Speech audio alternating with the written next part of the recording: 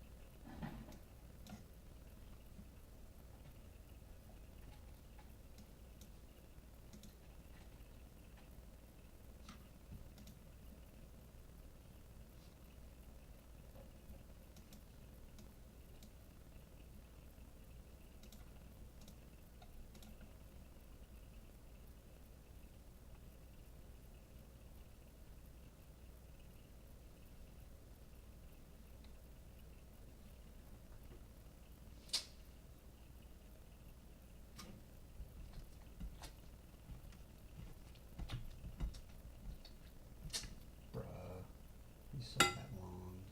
God damn it.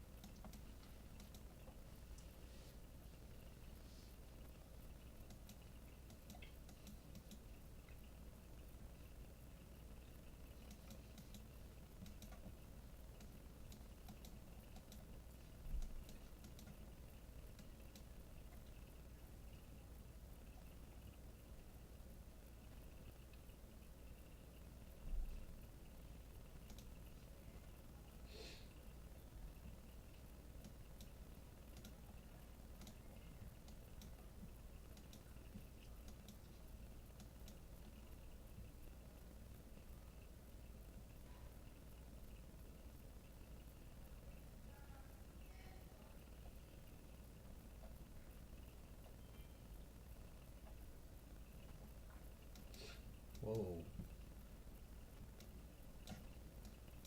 Nice.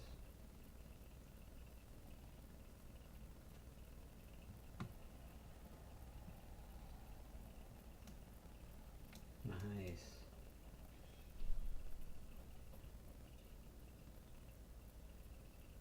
I'll take it. That puts me back in good games.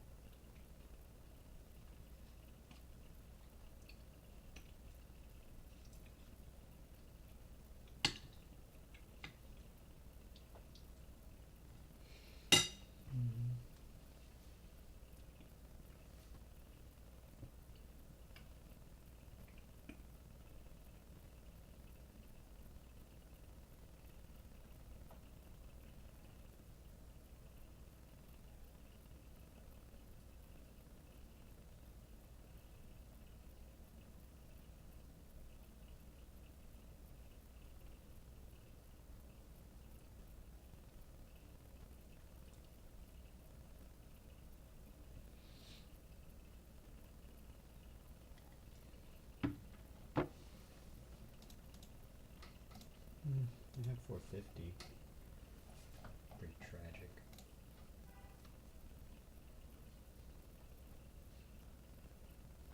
And 450 at my peak.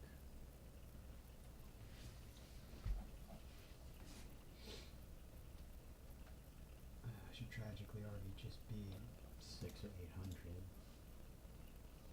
But no, of course.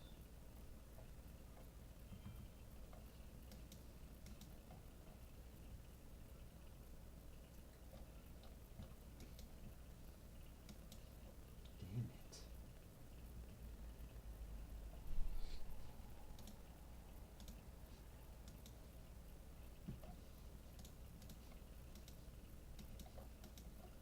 Topstep's all about not being greedy.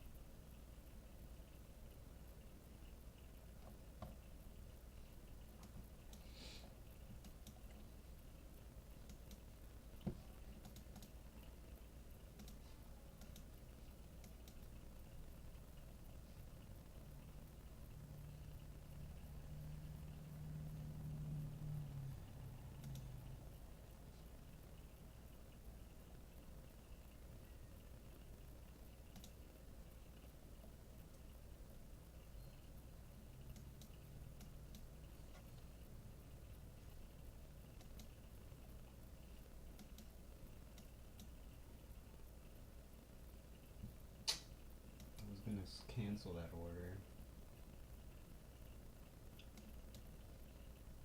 I was gonna cancel that order.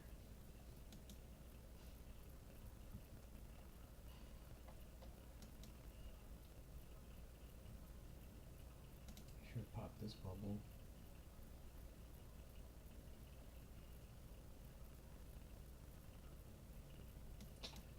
Fuck, I got too much other shit just going on right now. Oh my gosh.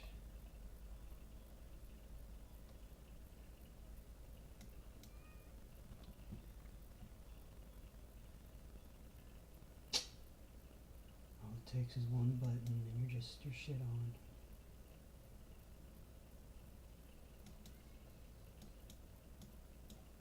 Just like me right now on that stupid play.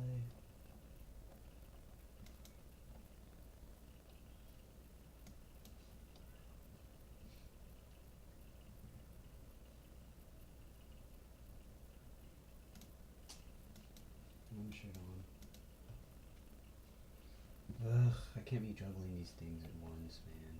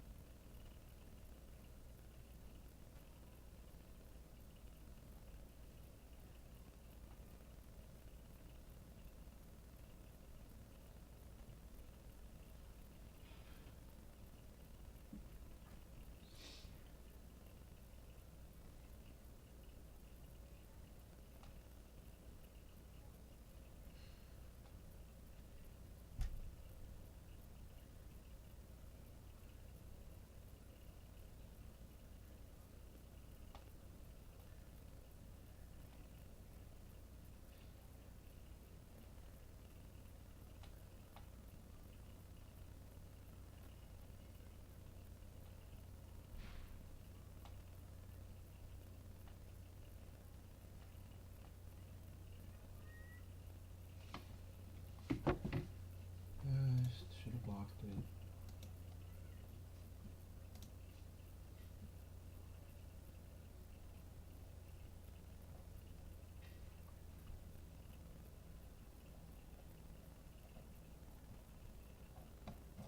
$300.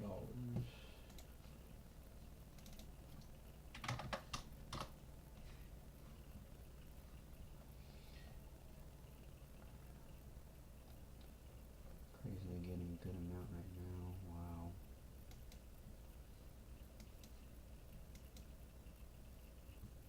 Probably not looking to play fun or nice though.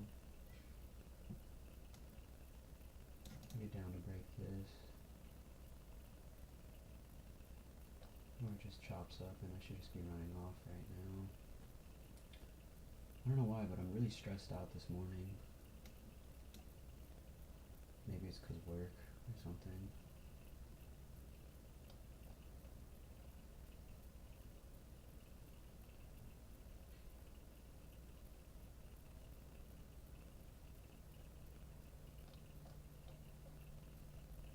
They'll probably just wick me out here. Oh, whoa. I'm back.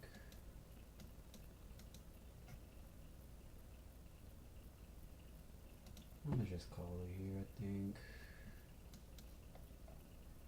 It's just so dangerous. It sucks because I have 450. It's all about greed, man. This is $150 on the table.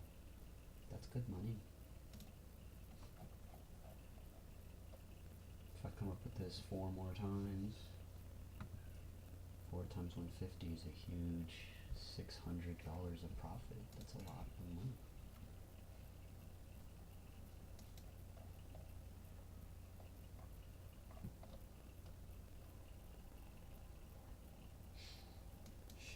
probably does just bounce up, huh?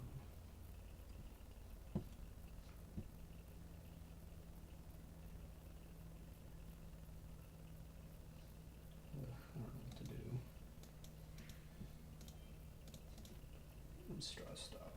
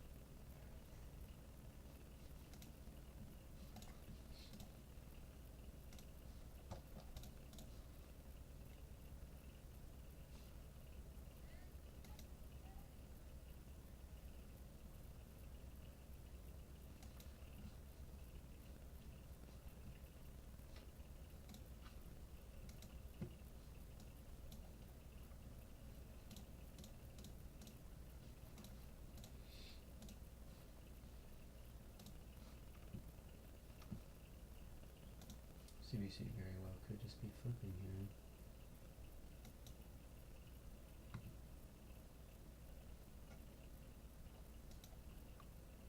Trying to scalp and I probably shouldn't, but well, here it goes kind of well so far.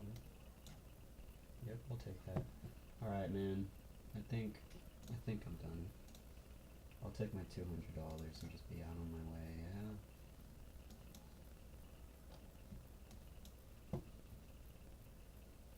Yeah, man. 200 green. Agree to get burned. There's so much, but no, man. Yeah, that's a lot of money. 200 green. I don't want to lock out, but just do it.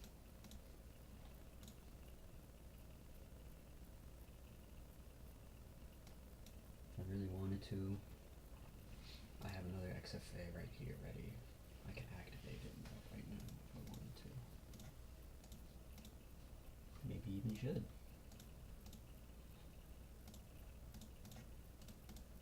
Let's just not have any positions to move out at all right now. How about that? Yeah, let's try to be passive this a little bit.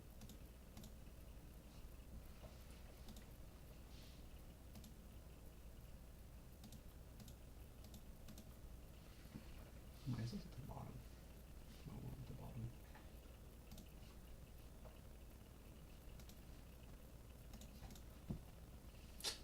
You know what I should have done? I should have ditched a logo today and just gone to Valley View and just seen, you know, seen what would have gone on. Are the kids in school yet this week? Monday? I think so, huh?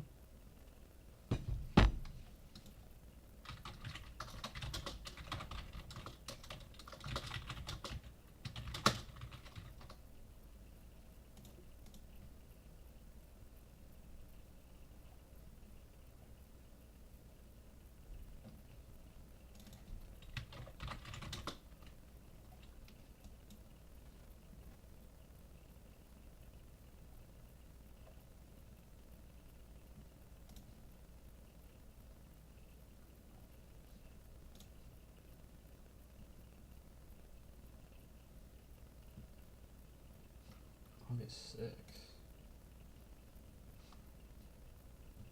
Do they ever do that?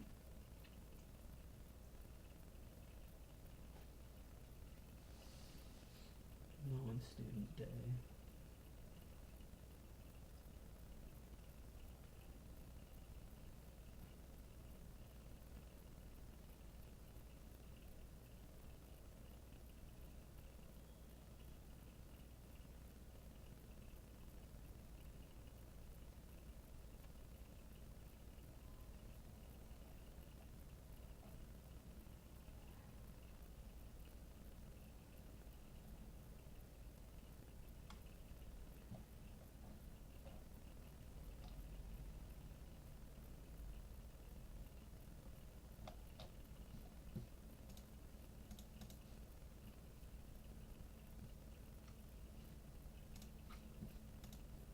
Locked out, right? Oh, and here they are popping the bubble.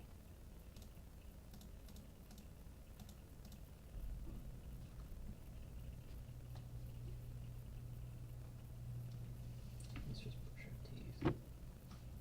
Whatever, man. 200 green on the day. That's a lot of money. That's good money. Okay. 200 green cash profit.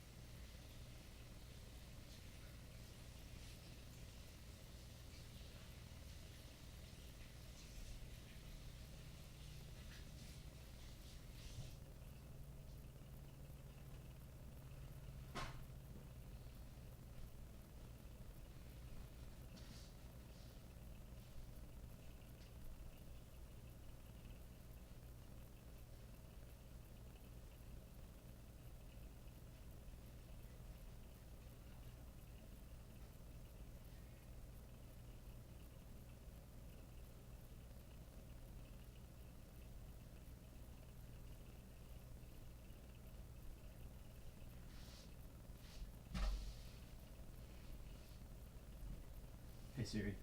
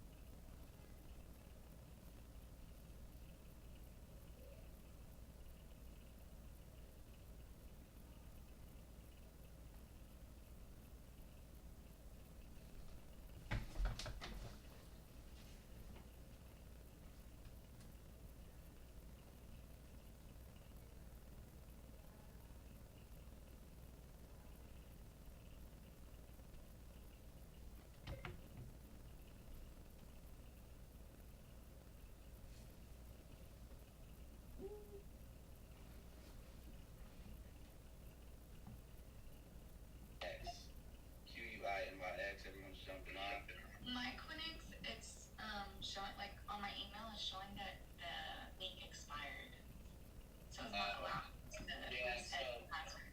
yeah, so JT's gonna have to just send you another link. Good thing we don't start Okay. like he'll send you like a reset password. Reset Okay. password. On my clinics, I'm trying to clock in, but it's saying your device must I be see it's approved. approved, yeah. Yeah.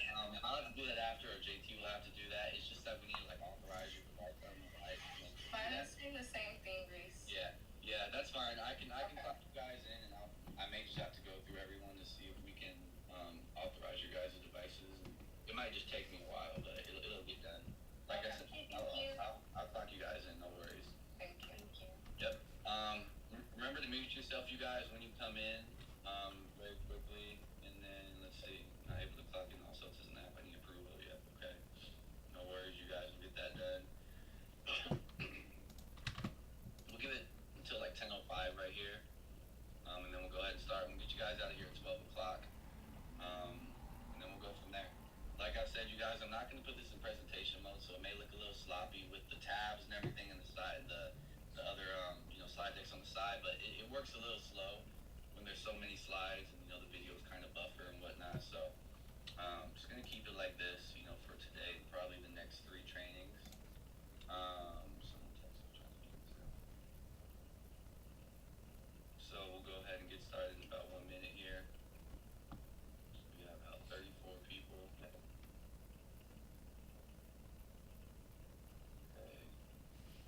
And again, you guys, it is expected that everyone has their cameras on. It'll come up in a slide as well. To make sure you guys have your cameras on, especially if we want to make sure that you guys are paying attention, keeping eyes on everything. It's only 2 hours here. We'll get you out of here at 12, but want to make sure that everything's up. What's up, Justin? What's up, Vince? How we doing?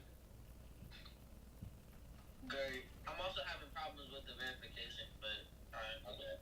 Yeah. No, that's fine. We'll go ahead and clock everyone in after this.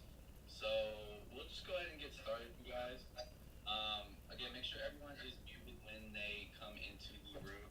Um, Again, Quinix, we'll just go to the next slide here. Please remember to punch in this shift via Quinix so that you're paid. Again, if you can't clock in, you guys, don't worry about it. I'll be able to clock everyone in, if they're not able to clock in. So keep that in mind. Everyone here should have a shift on their Quinix, like in right now. Tomika, I think you might be unmuted. Can you go ahead and mute yourself? There we go. Okay, cool. Awesome. Let me just go back up here to this first slide, you guys. So we'll just go ahead and get started, and whoever else jumps in, that's great. So obviously, these are the virtual trainings that we have been talking about for the last couple weeks, you guys. There's been a lot of emails obviously coming out. Glad you guys are here at 10 a.m. I know for some reason Zoom was saying it was at 5 p.m. for some people. I think it had to do with the time zone. Um, so just know the other two trainings tomorrow and Wednesday are also going to be at 10 a.m. But today's training is fairly simple, you guys. It's going to be more so just a Levo 101, right? What we're all about, what we do, and just some universal supports that we give to our students. We're not going to type in the chat since we're already 6 minutes behind anyway. But yeah, we run these trainings every school year with our new coaches. Sometimes if they're not able to make these, we give asynchronous trainings, which means you do these on your own time. Those are cool, but however, we want you guys to do these virtually so you can get the information from an actual person, an actual training manager, not just on online or something like that. And it's a lot more interactive, which is great. So we will go ahead and move on here. Again, please remember to punch it in this shift via Clinic so that you're paid. If not, I can clock everyone in. Something I want to get to before we go to the next slide, and I believe this will be in a couple slides anyway. Don't leave the session, you guys, okay? Because this is connected to your Learn Upon, where you got that email from your Coach HQ. You have to be here for a certain amount of time to get your certificate at the end, right?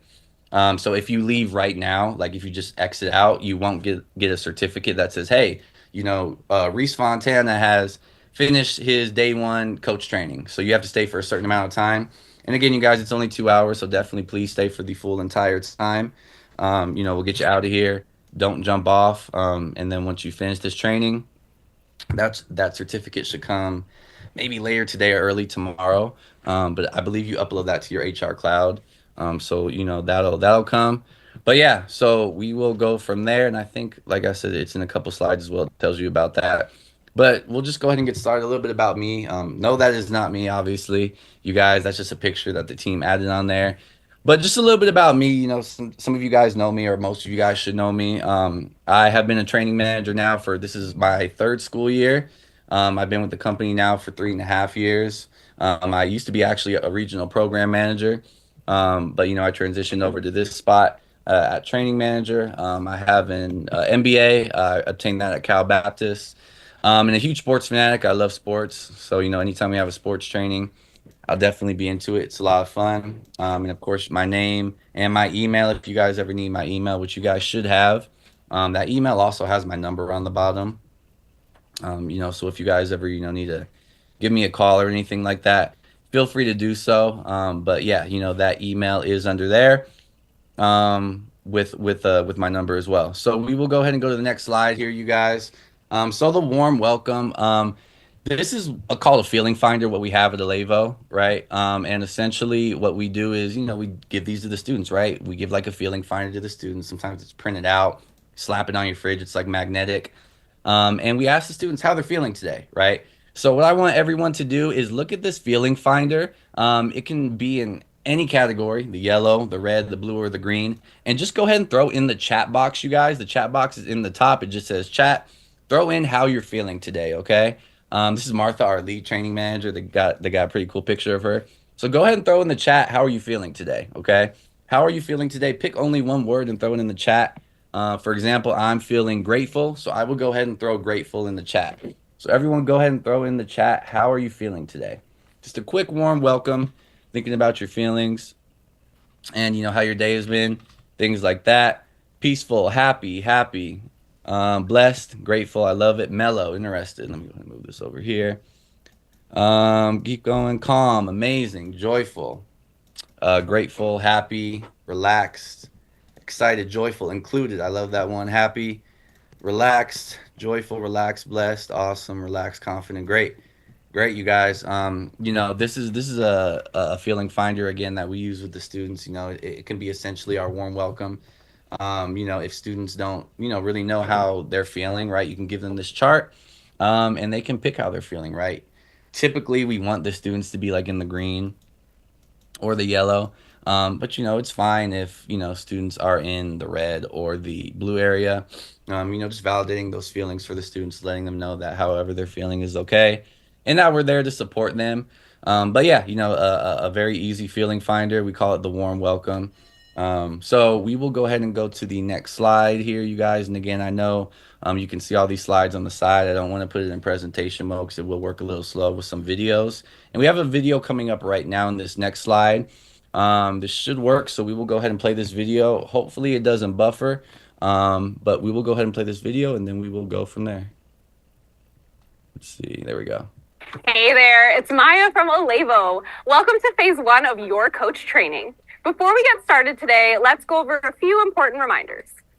First things first, our training norms and expectations. Keep cell phone use to a minimum. You're working right now, and the work that you do is so important. Next, make sure that you're attending the entire training session. It's mandatory to do so. If you need to leave early today, please just let us know. Finally, don't share your Zoom link with anyone. Your link is unique to you, and it's how we keep track of attendance. If you share it with someone else, the system will mark you as absent by default, which could result in pay and attendance errors. We don't want that. But what we do want is to see your beautiful faces. Please be sure to keep your cameras on for this training. At Alevo, showing up means being seen, and we always show up here. Plus, keeping your cameras on builds authentic relationships, supports focus, and drives engagement. Only turn your cameras off during designated breaks or for brief bathroom needs. Now, the vast majority of Alevo's trainings are held through Zoom. Here are some features on Zoom you will be using throughout your time with us. Keep your microphone off unless you've been called on to participate. You may use the reaction, chat, and raise hand features to interact with us during the training. And don't forget to keep that camera on. You may also find yourself in a breakout room or two over the course of this training. Set yourself up for success by listening to the question or prompt, unmuting yourself when you enter the breakout room, and inviting everyone into the conversation. Don't forget to be prepared to share when you come back to the main session. That's it for today's reminders. Enjoy your training, and we'll see you on the field very soon. Awesome, you guys. And I saw again a couple people, saying that they can't clock in. No worries, you guys. I'll be able to clock you in right there. So again, cameras, you guys are, it's almost mandatory for them to be on. Essentially, this is work. You guys are getting paid for it. Yeah, that there's the mute feature. Please stay muted unless you're called upon or you're in a breakout room. We may do a breakout room, we may not. For time purposes, since we started a little late. And then if you ever have a question, there's like a raised hand feature. Just go ahead and click that. And then, we will go ahead and get your questions answered. So yeah, so any questions before we start the training? No questions. Okay, if there is, again, you guys go ahead and use that raised hand feature. We'll make sure that that your guys' devices get approved. I know everyone's having that issue right now. So we'll go ahead and go from there. And again, I'll make sure you guys get clocked in for today. So we'll go to the next slide right here. This is actually me, which is pretty cool. I did a little photo shoot at one of these school sites where they needed to do some VAPA, which is our visual and performing arts lessons. So they got me here for a community circle. So this is going to be our breakout room, and we may just not do a breakout room. I may just call on a few people. I'll probably do that. So here's what we're going to do. We're going to get in our group, which just may be the group that we're in right now. And I might just call someone random. And, I think it's important for the whole group, to know who they're working with. Again, some coaches are here from Valverde. Some coaches are here from Corona. So I think it's great that everyone gets to know each other. But when I call on you, I want you to share your name and your favorite job you've had so far. I'll probably call on like 10 of you guys just very quickly. Something that'll take like 3 minutes. That's how long this prompt should be. Make sure everyone gets a turn, which may not be everyone because 3 minutes is not enough for 45 people in here. And just be prepared to share. So again, just share your name and your favorite job that you've had so far. It might be a Levo so far. I hope that's the answer. But, I think it's cool that, we all get to know, one another and, what's important to us. So go ahead and share your name. Share your district too, so everyone knows what district you're from. Share your name, your district, and your favorite job. So I'll say something like, "Hey everyone, my name is Reese. I'm from the Merino Valley Unified School District, and my favorite job it has been a Levo." Right? So just something like that, very quickly. That will be our quick community circle. There's 37 of us in here. I'll just go ahead and call on a few participants. Go ahead and unmute yourself when I call on you, and go ahead and answer that question again, so everyone gets to know and see one another. Okay. We will go ahead and start with Janice. Go ahead, Janice. Unmute yourself. Tell us your name, what district you're from, and your favorite job that you've had so far. Okay, hi guys. So my name is Janice. I'm from District Valverde. My favorite job that I've had so far, well, I would say a label, but since like we're barely starting, I'm just gonna give it to my other job that I used to have. I was a beauty advisor at Sephora. Okay, cool, awesome. Yeah, definitely. Hopefully everyone's answer will be a Levo after a few weeks here. So that'll be great. But thank you, Janice, for that. We'll go ahead Thank and you. go to the other Reese. Go ahead, Reese Moore. Unmute yourself and tell us your name, district, and favorite job. How's it going? I'm from the Valverde district. Wait, can you hear me? Yep, we're good. Okay. My favorite job, probably working with my dad. My dad has like a roofing company. Okay. We get to like go crazy places. I like doing that. Cool. Awesome. Yeah, you're the only other Reese I've ever met who has a C in their name, so I think that's pretty cool. So, Me too. yeah, definitely. So that's great to hear. We'll go ahead and go on. We'll go to Christopher. Go ahead, Christopher. Christopher Manzano. Christopher Manzano. Go ahead and unmute yourself. Tell us your name, favorite job, and what district you're from.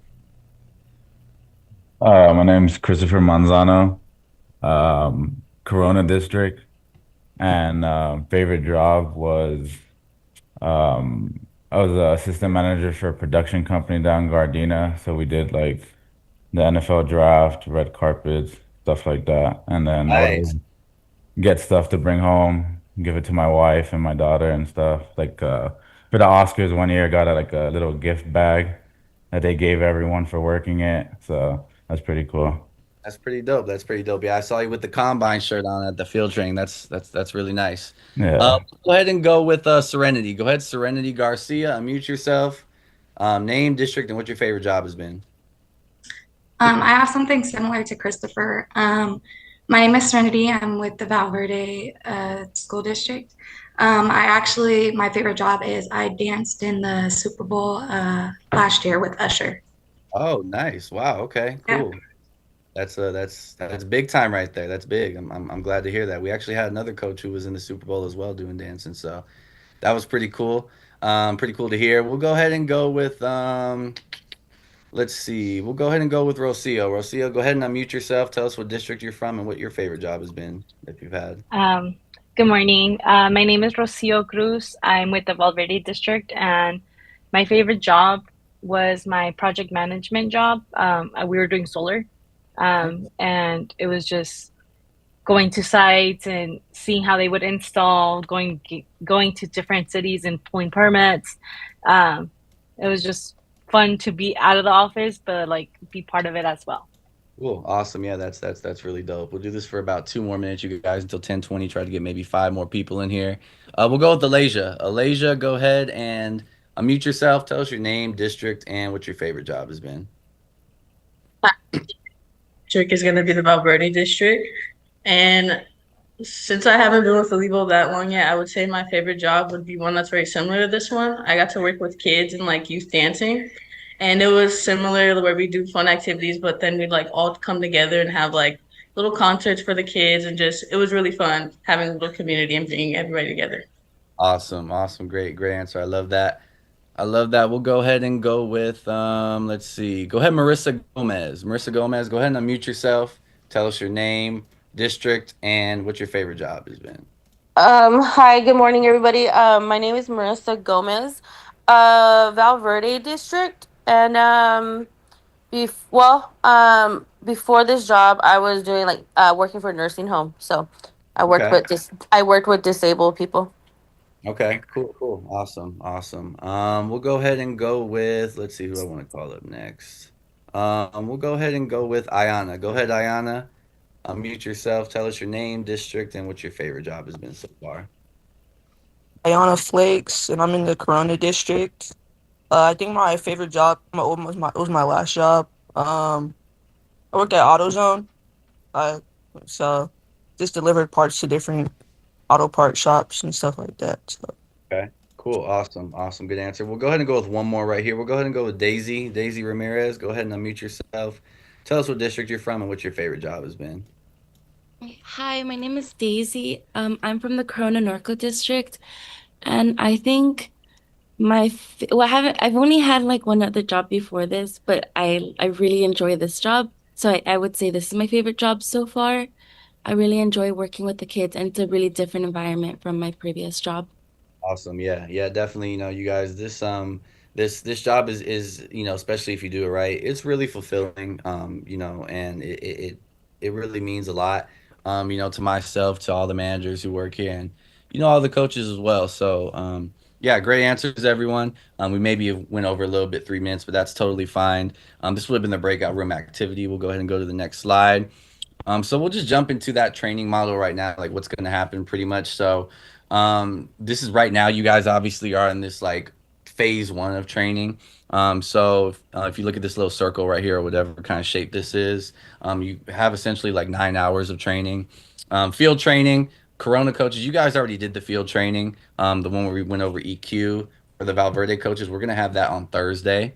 That'll be at 10 o'clock. So that'll be, you guys are kind of, Corona, you guys kind of did it backwards, which is great though, because you guys start later this week or early next week. And then we have these 3 2-hour virtual trainings, you guys. I know it's a lot, but, we just want to make sure you're best prepared on site. And look, even though we go through all these trainings, the best experience you're going to get is in person, like on the field, in the classroom, when you deal with all these situations. Let me let another coach in right here. When you deal with certain situations and you realize how you have to combat them and come up with solutions very quickly. So this training's great, but the real training you guys starts when you go on site. And I promise you that's where you're going to learn a lot for sure. So ongoing trainings, we have an MCT. It's called monthly coach training. It's mandatory. It should be on everyone's Coach HQ. It's literally like on the front page. Matter of fact, I'll just go to it right now. Looks like this, you guys. Monthly coach training. You click here, you do that, you get paid for that. We'll get into this a little bit tomorrow. When we go over Coach HQ, but you get paid for that, and then we have some office hours with your regional manager, training manager, and then coaches who work after school program, which is going to be pretty much almost everyone in here, unless you only signed up for like lunch recess or PLC. Just like every Monday before your shift, when we do our enrichment, you're going to go over like the lessons, with your site lead. And with those site leads, we're going to have, meetings every Monday morning, only like 30 minutes just to go over everything, the lessons and things of that nature. So we'll learn more about that as well tomorrow. But yeah, so that's what the training model looks like. And going to the next slide here. See, it's already a little slow as is. So right now we're here, the circle or the oval, with our day one universal support. Tomorrow we have our same thing, and it's going to be the enrichment, because no one here is going to be doing VAPA. That's only like in a few districts. Engaging practices is a great training, but that's more so just for like PLC and sports programs. We're going to go over enrichment tomorrow, the enrichment one.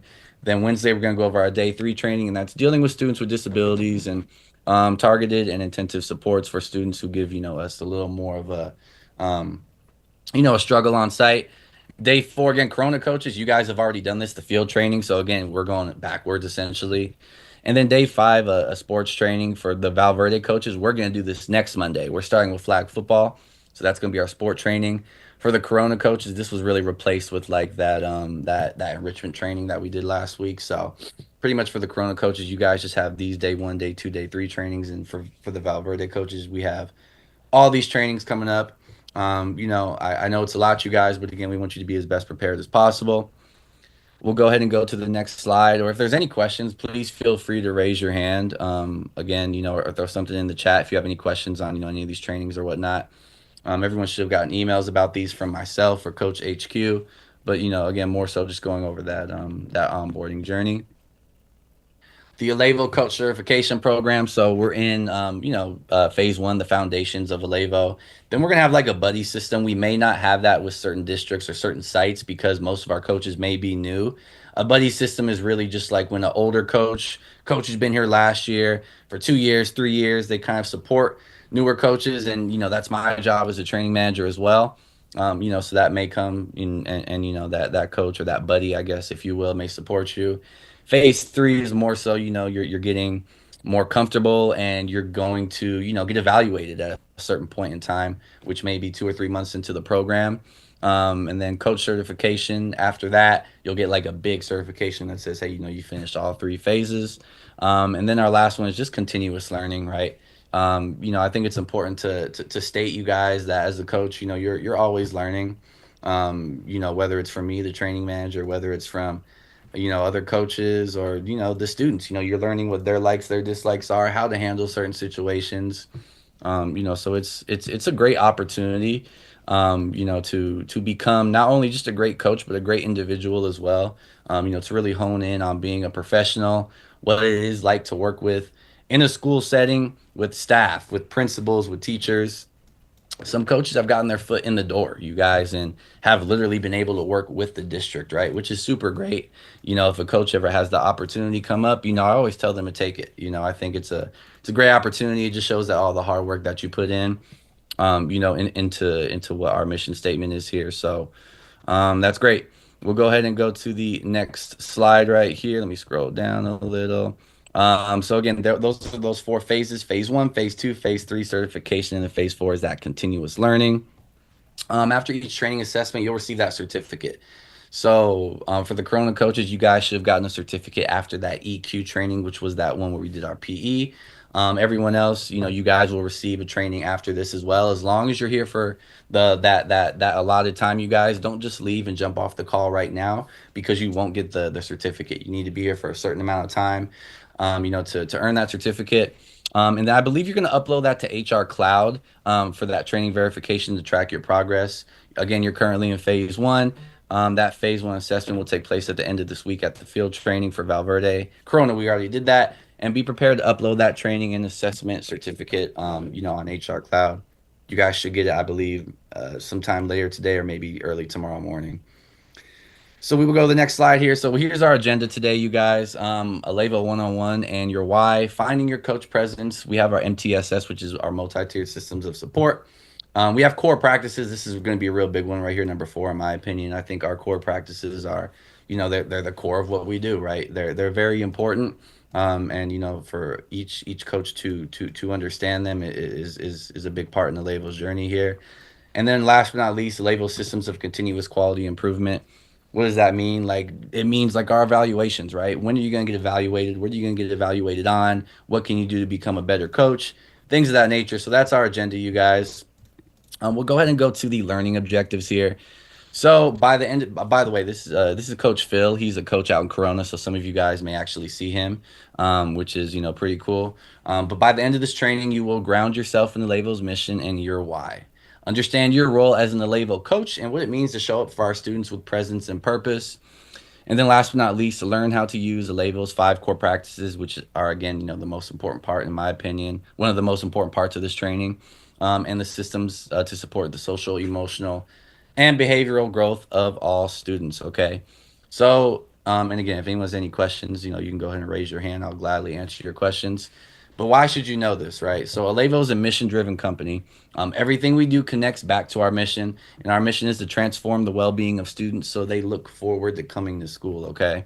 The content in this training, that coach role and the experience working with students builds, again, transferable lifelong skills. Not just being a coach, you guys, but being a responsible individual, I think is great. Just like JT, the regional manager in Valverde, and Cassandra, the regional manager in Corona, they used to be coaches, you guys. We saw the amount of work they put in, and the professionalism that everyone displays, and that can take you a long way. So that's the beauty of Alevo. And then to meet this moment for students, we may need to unlearn what school was like for us, right? Because Alevo is different, you guys. There's a difference between being a teacher and a coach. I believe we're going to go over that. It might be today or it might be tomorrow, but there's a vast difference. And we'll definitely go over that and make sure that you guys are aware of what that is. How do we know which district we're in if we sign up for both Paris and Valverde?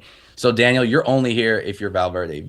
Paris is another training manager. That's a whole nother team. So you're going to be here for Valverde. Everyone here is either Valverde or Corona. There's nowhere else you should be if you're on this call right now, okay?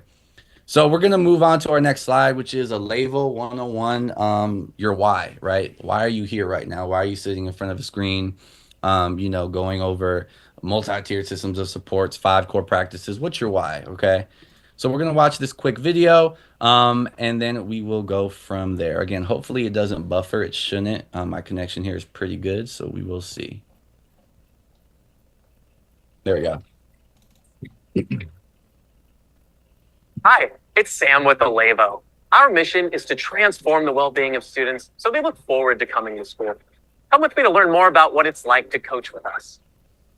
Our coaches are the face of Alevo, carrying out our mission, our approach, and our promise to students, schools, and families. Plus, they love learning and the opportunity to create memories that last a lifetime. Each day, Alevo coaches head to their school sites right in their local community. They'll check in with the office staff, set up, and get ready for the session. Once their students arrive, they'll go through the day's lesson plan, including discussions, playing games and sports, working on projects, and getting to know each other better. Coaches and students also have a snack together to keep up their energy throughout the session. As each session comes to a close, coaches do their best to make sure their students leave looking forward to the next session. They make sure to say goodbye to each student individually, since they want to make sure their students feel seen, heard, and valued.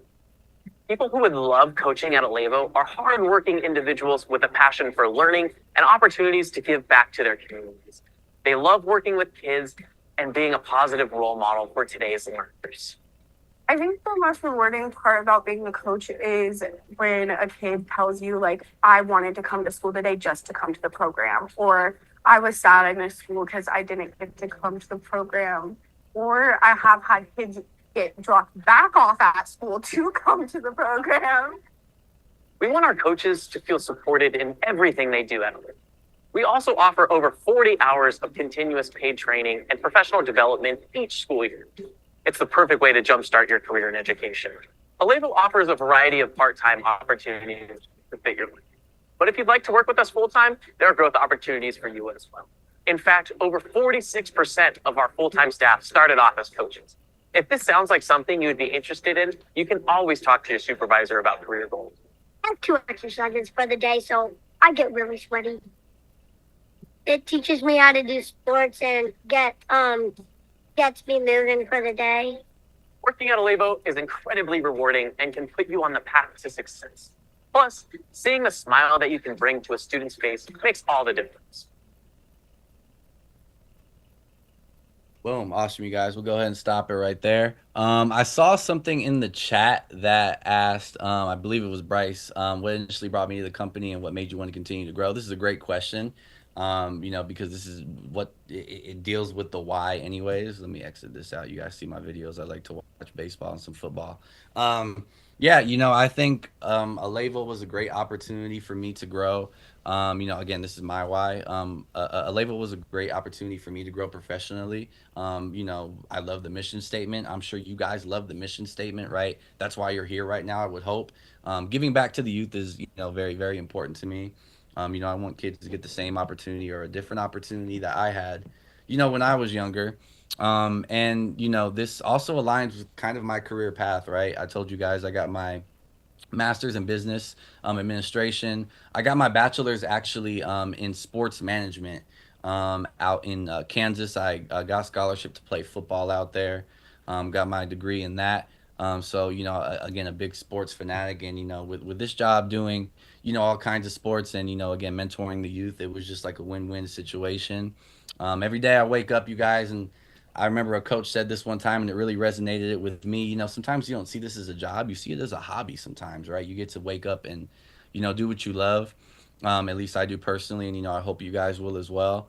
That's thank you for that question, Bryce. I'm glad I read that at the right time. But yeah, that's the day in the life of a coach, you guys. And again, our mission is to transform the well-being of students so they look forward to coming to school. So Alevo coaches, they engage with their students and they inspire them, right, while helping them thrive in their academic, physical, and social and emotional growth inside safe, supportive relationships, or I like to call it safe, supportive environments, through the use of movement and our accredited curriculum. Alevo, we definitely strive to become valuable members of our community and align with their cultural and integrating their practices and routines.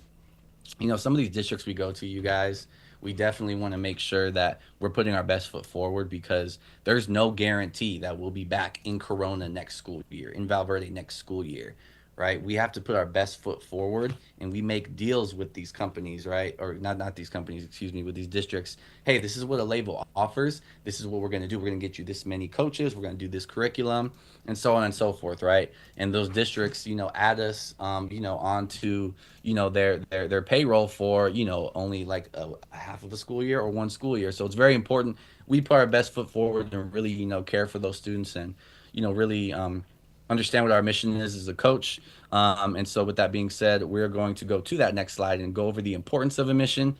Then you guys are going to throw in the chat a couple things. So we'll go ahead and watch this video very quickly. Hi there, I'm Chris. And I'm Nick. We're the co-founders of Alevo, and we're so glad you're here.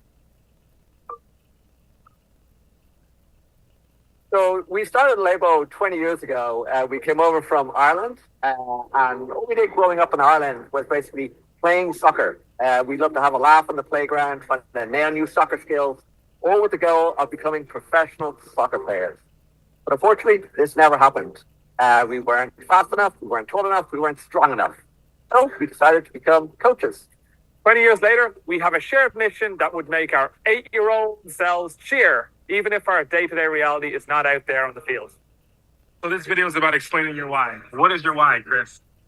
So for me, it starts with the coach's connection with the students. We often work in lower income areas where students really thrive on connection. And ask yourself, which teacher or role model do you remember most in school and why? You have the opportunity to be that person for students in your community. One part of most students' days is when Alevo is there because you are showing up.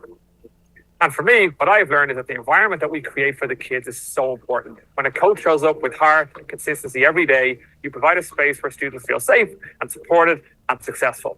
When you show up, you're giving opportunities and experiences to students that often they're not able to afford organized sports and clubs.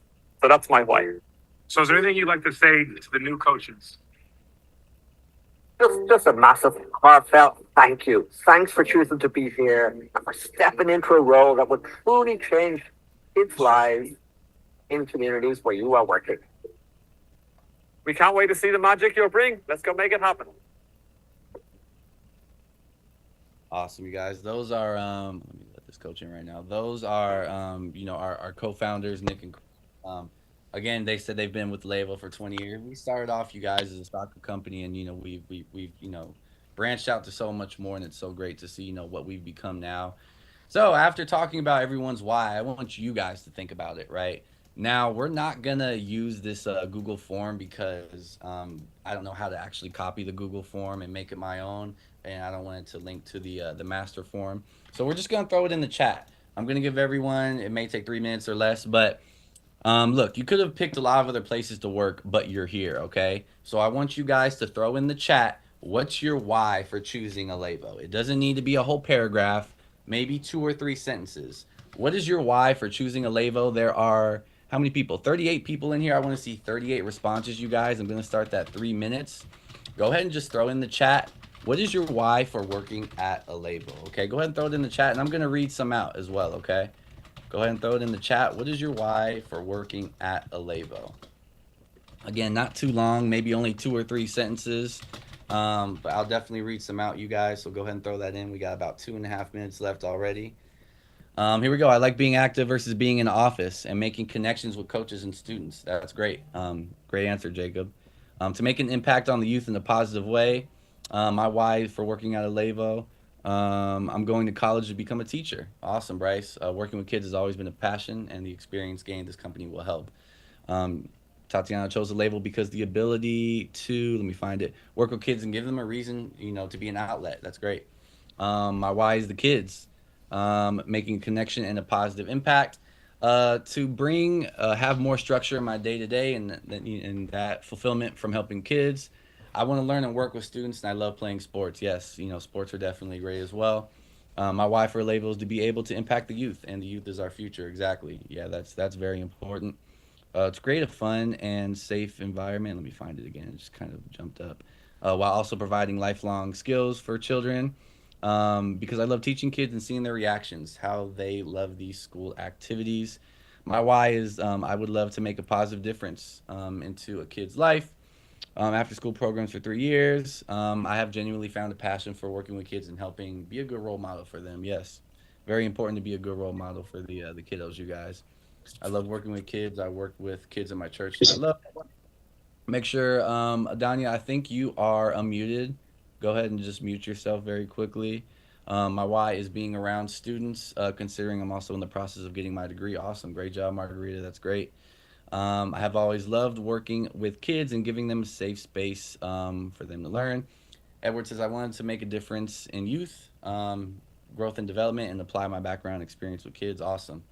My why is to grow as an individual and assist others in becoming the best version of themselves. I want to give back to the youth and help them have great memories and help them succeed. Remembering my experience in school growing up and wanting to give kids a reason to want to be at school. Yeah, I mean, we want to give kids a reason to be at school. You don't want them to be like, oh, we got to deal with Coach Reese again today, right? You want it to be energetic. And again, that's what we talked about in our interviews, you guys. Energy and confidence, right? The students love that. Love working with kids and making connections and being physically active. 20 more seconds here, you guys. Throw it in the chat. Be part of a community and help making a difference. Coaching softball the last 2 years showed me the difference I could help make for kids. Being outside and being able to work with kids with positive impact. Youth is our future. I'm gonna go back to school, be a good role model. Awesome. We got a few others there, you guys, but I'll go ahead and end it right there. Yeah, so it clearly sounds like everyone, has a very important why. And again, I hope everyone is here for that reason, for that why reason, and not just for a paycheck. I don't think I said this in the interview. I probably should have said it in the interview, but if you're here for a paycheck, you guys, this job may just not be for you. Very quickly, you'll learn that you're gonna need to make a connection with these kiddos, really put your best foot forward. And if you don't, number one, it's going to be obvious to me, right? I'm trained myself on how to tell if coaches are engaged, how to, read body languages, things like that. So I think it's very important, you guys, that you really are here for your why. I understand we all need to pay bills and everything, which is, totally understandable, but make sure that's just not your only reason to be here, right? And I'm sure that's not. I definitely hope that's not. But great answer, you guys, for everyone. So what else does Alevo do, right? Our coaches provide opportunities for student learning, belonging, and success through our programs and activities, right? Again, we have our Elevo EQ, which is another word for PE. We have our sports, and if you guys have looked at Coach HQ, which by the way, if you don't have your Coach HQ, please get that up. Everyone here should have an account. That's where you're going to find the coach manuals for our enrichment. That's where you're going to find all the EQ games, all the sports games. We got like wiffle ball, we got t-ball, right? We got pickleball. I did pickleball out in Palm Springs last year, right, or 2 years ago. It was a lot of fun, and it was a new sport to me, but it was totally a lot of fun. Flag football in Valverde, we are starting with flag football and a little bit of track and field. It is going to be a lot of fun, you guys. I can't wait for that training next week. We may do a scrimmage if we have time at the end. So that'll definitely be a lot of fun. And then we have other programs, of course, like our enrichment, which we do inside the classroom, which I did that training with the Corona coaches last week. Our 4 E's: engage, explain, explore, elaborate. We have brain breaks, we have homework helps, things like that. So there's a lot that Alevo does. And yeah, we are excited. How will we be able to access the lesson plans?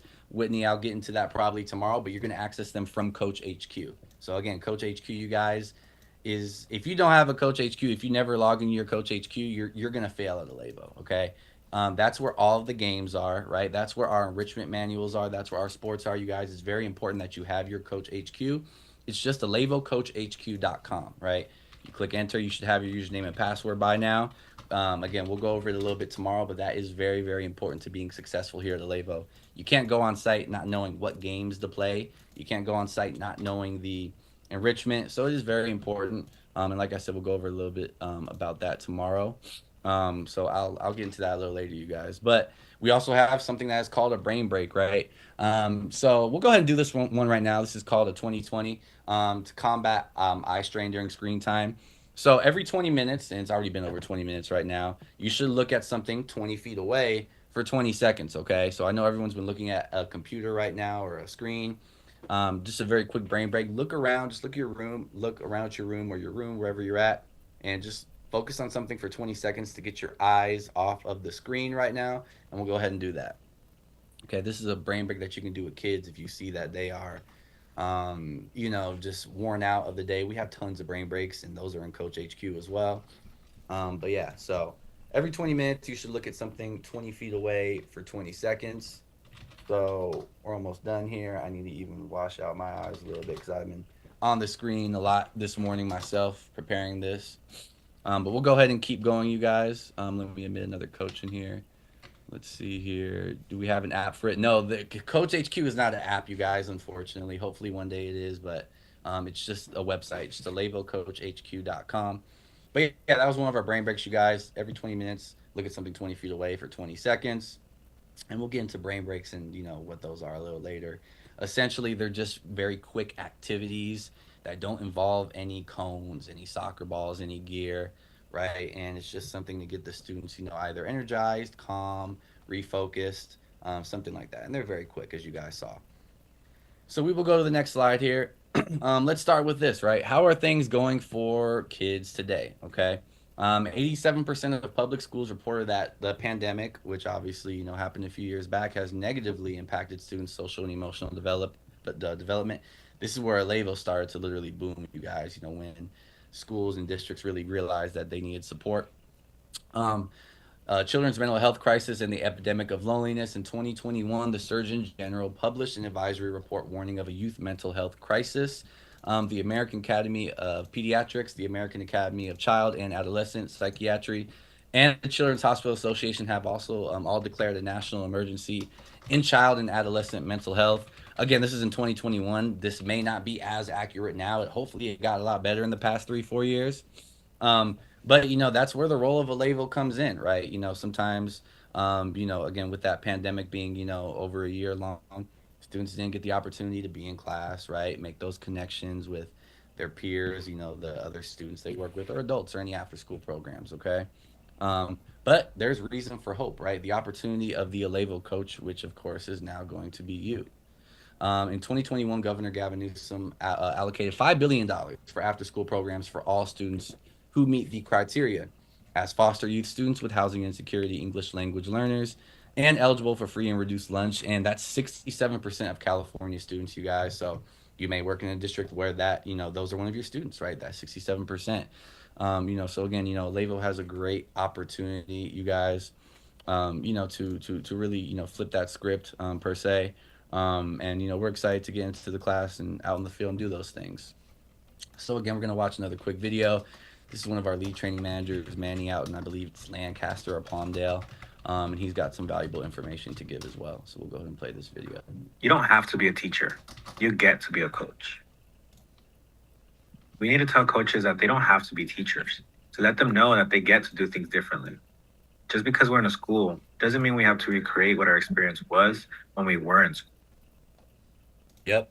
Bingo. Exactly, you guys. So remember how I talked about a little earlier that, look, there's a difference between a teacher and a coach.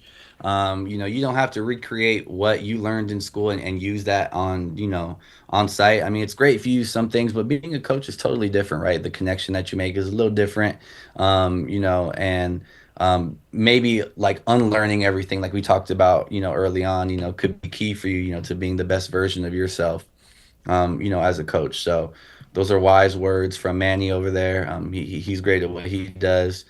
So the obligation of a classroom teacher. So what's their focus, right? What is the focus of the classroom teacher? Again, you guys, if you have any questions, please raise your hand or, throw something in the chat, and we'll go ahead and answer that for you. But what's the obligation of a classroom teacher? Well, their focus is on teaching, reading, writing, and math, obviously, right? The main components of, student development. Creating structure and routine so kids will sit quietly, listen, learn, and be tested on their knowledge. And a strong emphasis on compliance, memorization, and obviously testing. And here's the big thing, you guys: the state and district dictates what has to be taught, right? At Alevo, of course, it's different. So let's talk about that. The opportunity as a coach. Obviously, you still want to build safe and trusting relationships. You want to provide accesses to new experiences. Coach, I've never played basketball before. Well, hey, Johnny, maybe you want to come, and play this game with us, and maybe you'll love basketball, right? And that's happened before, right? Students have found their love for pickleball or their love for football or soccer, whatever the case may be, and they didn't even know it. A lot of flexibility. If it's not working, we can change it. Teaching life and social skills, which is, another super, super important aspect of being a coach. And then finding ways for each student to have a voice and feel successful. That's why we have in our community circle, you guys. We've went over it for the Corona coaches. Valverde, you guys will be next on Thursday when we get into community circle and everyone answers the question with the talking piece, right? Everyone has that voice where you're not just picking on students, right? You want everyone to get the opportunity to answer, and you want everyone to feel heard and feel successful. So that's the opportunity of an Alevo coach, and the beauty of it is that we made our own curriculum here at Alevo, right? So here are some coach spotlights. This is a coach from Pittsburgh up north. I love working with kids. I hope that through coaching and mentoring, I can help inspire their confidence to be themselves. There's no I in team. We support and congratulate each other, even when we mess up, okay? We have another coach here from Westminster. I'm going to go ahead, and this is Coach Smokey. We'll go ahead and play this video very quickly. Now, what are some of the most memorable experience you've had working here with one of the students?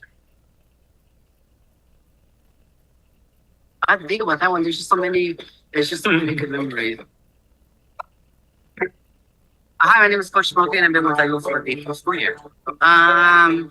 Twin and Tuesdays is my favorite. We all wear the same hat, so we can also be the same twin wings coach. Those are my favorite ones. That was just the first part.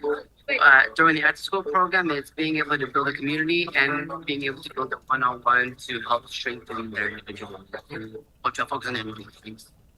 Being able to adapt. Okay, same thing, common thing here was change. So the way I look at adaptability is being comfortable with change. Why? And look, the smile is just kind of like, that's kind of it, right? You go home and you think about the day, and when you smile, that's a good memory. That's your going about the day.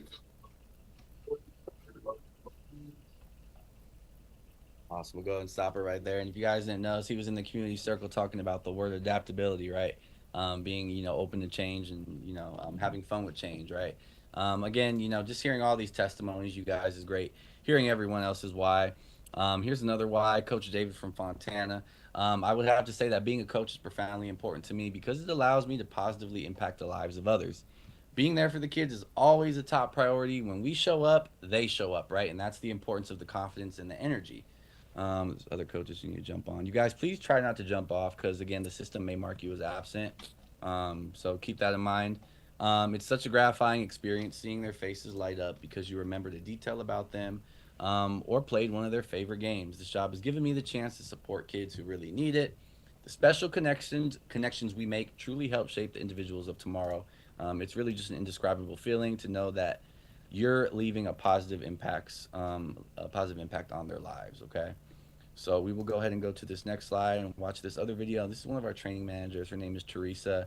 I believe she spoke. It was at our get together for our company training out in San Diego, and so we'll see what Teresa has to say. If it plays and it doesn't buffer. My why, I would say, because every child deserves a role model who uplifts and inspires them to thrive. Growing up, it only took one person to change the trajectory of my life, and now I strive to be that person for the next generation. Through guidance, connection, and consistency, I hope to positively impact students' mental well being so school becomes a place they look forward to. Awesome. Definitely always want, this be a place for where students look forward to coming to you guys. So again, we're going to throw in the chat. We're not going to fill out this form. After hearing all these testimonies from everyone, you guys, um, think about this question. What's something that you can do as a coach that you couldn't do if you were a classroom teacher, right? What's something that you can do as a coach that you couldn't do if you were a classroom teacher, okay? So go ahead and throw that in the chat just like we did with our other one. I'll give everyone 3 minutes here. What's something that you can do as a coach that you couldn't do if you were a classroom teacher? Be creative with your answers, and I'll definitely go ahead and read them off. Again, an example can be, okay, if I was a coach and not a classroom teacher, I could change the game if the students are interested in the game, right? So go ahead and put what you can do as a coach if you aren't a classroom teacher. Being outside and active in work. Awesome, Jacob. Great answer. Go ahead and throw it in the chat, everyone. There's 38 people here. I should see, again, 38 responses. Go ahead and throw it in the chat. What's something that you can do as a coach that you couldn't do if you were a classroom teacher? Play the whole time, right? Being more personable and adaptable to each student. I will be much more accommodating to students in their lessons than the teacher. Yes, definitely. I can change the activity exactly to meet the needs of kids. That's a huge one, especially when you're out there doing EQ and flag football and whatever the case may be. Having more of a one-on-one setting with a student who might need extra support. I can lead games and have fun with my students. I can inspire a student to live a more active lifestyle. I believe as a coach, I will be more actively involved with a variety of activities. I think as a coach, I can do a lot more fun things with students than as a teacher. That's definitely true for sure, right? Being hands-on and giving the energy to the kids. Yep. As a coach, it isn't all about right and wrong and passing tests. It's about building social and emotional skills and being more personable with the students. Playing different games with them, being more interactive and playing the game with them, being able to actually stop and communicate with each student and being able to adapt. Teach them Bryce's own way. Alevo gives the freedom to teach the lesson how you want to make it the most fun for the kids within reason. Absolutely. Playing games all day with the kids. Absolutely. We won't be outside all day unless you're like doing lunch recess. If you're after school, you'll spend like an hour outside doing EQ, then another hour inside doing enrichment, then maybe like another hour outside doing sports or something like that. But yeah, if you're working lunch recess or PLC, you're going to be outside for 3, 4, maybe 5 hours, grinding out there with each grade level, having a lot of fun. As a coach, you can be outdoors with the children during recess and have fun with them. I think as a coach, you can be a little more personable with the student, whereas the classroom environment is a little more structured. Yep. Keeping it fun than being serious 100% of the time. Help finding a lifelong hobby and making it fun, not always competitive. Doing things that would have the students more focused and interested. As a coach, I can focus on having fun with the kids. As a coach, I would be able to have more conversation with students without having to worry about a lesson plan and being able to let every student build connection and love for sports. Great answers, you guys. Keep them coming. I love reading these. helping kids be more active and optimistic, changing the curriculum, more opportunities within reason. Vanessa, changing the curriculum within reason, of course, more opportunities to teach kids teamwork, having fun and learn new sport with student helping and learn student a new way to solve problems. Let's see, to be able to teach them about different sports. Yes, that's a great one. Building more personable connections and providing emotional support. Absolutely, you guys. A lot of great answers. So again, just really think about that when you're on site, right? You can be a coach or you're supposed to be a coach. I'm not going to turn around right now, but you guys have seen my orange shirt. You turn around and it says coach on the back. It doesn't say teacher, it doesn't say team member, right? It doesn't say employee, whatever the case may be, whatever else you want to say. It says coach, right? And we're coaches for a reason. So when a student hears the word coach, right, they perceive you, as a coach, right? So keep that in mind. We can also be considered student mentors or peers or student peers, mentor peers, or whatever you want to call it. But definitely we go by coach, which is on the back of our shirts, which is great. So how do we create meaningful opportunities for all of these students, right? How do we create opportunities for all of these students, meaningful opportunities? We have to find, let me get my notes out right here because I wrote this down. So finding your coaching presence, right? So we talked about being aggressive, being assertive, right? Being passive. You don't want to be aggressive. You don't want to be passive. You want to be right in the middle and you want to be assertive, okay? So we have this essentially we call the social discipline window, right? It's a tool that describes how we interact with students and problem solving, okay? So we have really just two main I guess portions that we want to talk about that create four boxes, right? We have a support section right here, which is encouragement and nurture, and then we have a controlling, side, which talks about limit setting and discipline. Okay, so you're probably thinking what all these mean. What does two punitive mean? Not neglectful, four permissive, with restorative, right? Well, number one, we want to be in this darkened yellow box, which means with restorative. I'm going to give you kind of like a background of what each is. So for the first one on the top left, that means you're giving low support, right? But you're giving too much control to students, okay? So an example that we can take is like, say we are washing the dishes, right? Um, and you're with the roommate and they're not washing the dishes, you're being neglectful and you're punishing them, right? The example that the slide gave us was like you're taking all the dishes and you're piling them up on their bed to prove a point, right? You don't want to do that. This is it's like what adults do. It's when adults do things to students like punishing them without help, right? So that's something that we don't want to do. So we don't want to be in that two section right there. Going below that, we are going to be giving low support and low control. Okay, this is when adults do things for students, right? And for this one, we are just not holding students accountable. An example of washing the dishes with your roommate, and your roommate doesn't want to wash the dishes, you're washing it for them, right? And you're not saying anything, right? So think about it like that. You don't really want to be that kind of coach where you let the students essentially walk all over you, right? And you're essentially bowing down to them, right? You are the coach, you are the one in charge. We need to be assertive, right? So you're giving low support and there's no control, there's no discipline, there's no expectations for students, okay? So we don't want to be any of those two left boxes. Let's go to this four, permissive. This is where you're giving high support but low control, okay? Um, so for this one, this would be an example of, um, let's talk about the dishes. Um, let's see. Maybe I wrote this backwards. Washing dishes myself without saying anything. Okay, so that was the opposite. You guys, my bad. I kind of read this wrong. The neglectful part right here would be like washing dishes, and not saying anything about it. Okay, this four permissive part right here would be washing dishes, and not doing anything about it. Okay, and you're giving too much support for students, but you don't have any control. Okay, so you don't want that. You want this part right here. You want to give high support and be in high control. Okay, so it can be, this is ideal. This is what we want to do with students. This is when adults work with students, and they're setting clear expectations and offering guidance. So let's talk about the dishes again. This can be something like your roommate, hey, I'm frustrated that the dishes aren't getting done. Let's come up with a solution so this doesn't happen again in the future, right? And you want to think about that if you're like on the field with students who aren't playing in the game, right? And who are throwing equipment everywhere. Hey, Johnny, right? Remember our team agreement. This isn't acceptable. I want to support you, okay? What can we do to make sure this doesn't happen again, okay?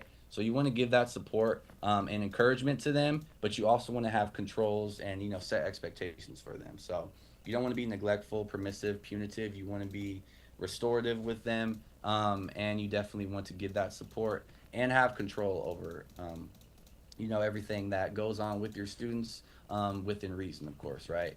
So we're gonna do a quick poll, you guys, and I want you to answer which quadrant would you be in if you said to a student the following things, okay?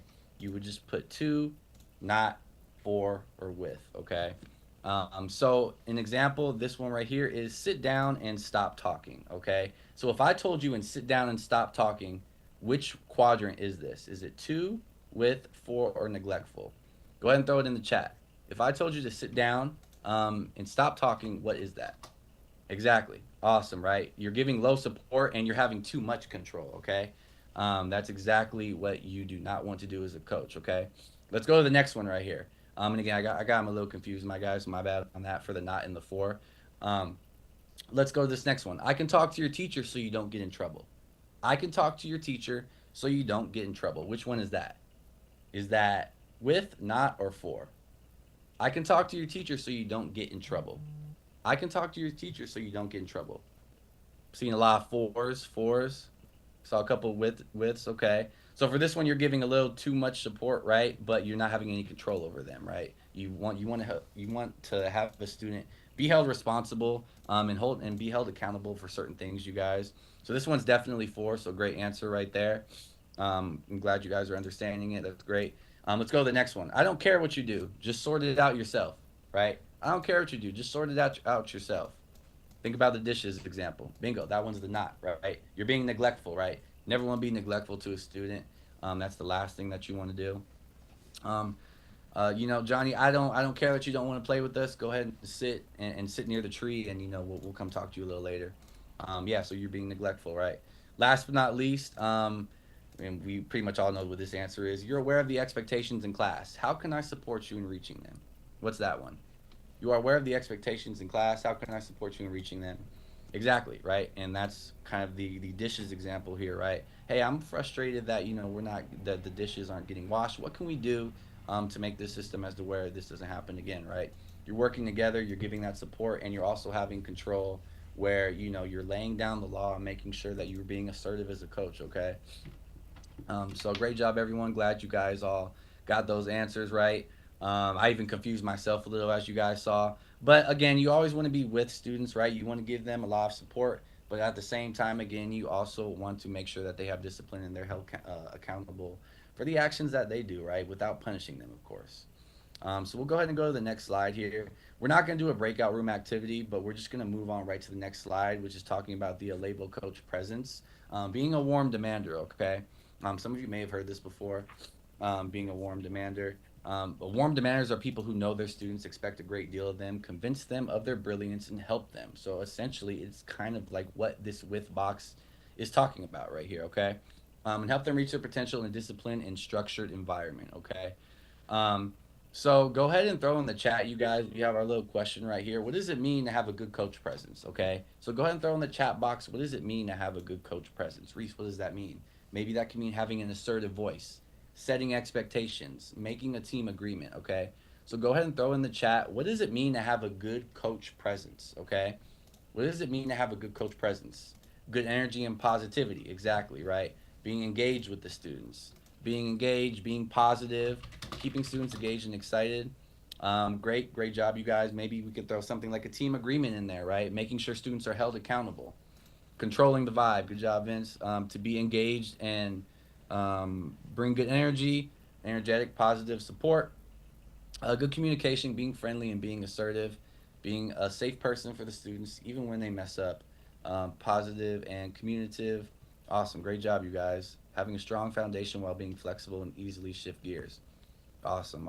Great job. You guys, we don't want to be in this distant category over here. We want to be a warm demander. Again, which essentially is more so being in this box right here, this with box. So let's talk about the warm coach, and then we'll talk about a demanding coach, and it's kind of going to be put together for that warm demander. So the warm coach is a coach who values trust and relationship, right? As a coach, you have to pay attention to what students say, and really just act like you care, right? You have to care. You can't not care as a coach on what a student has to say if they're going through something at home. If a student is hitting another student, throwing a soccer ball at them, right? You gotta pay attention to what a student says and listen actively, right? Get to know those students and always care and interest. When they're struggling, validate and affirm their reality.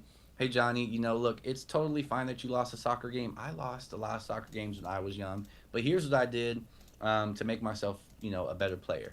I practiced more. I asked questions. It's okay. It happens to all of us, right? Value a trust and relationship for those kiddos. When it's appropriate, you're vulnerable and you share as the coach, right? Just like I did. Being a demanding coach is, having high expectations and also supporting those students, right? You help students by helping them develop clear, meaningful goals.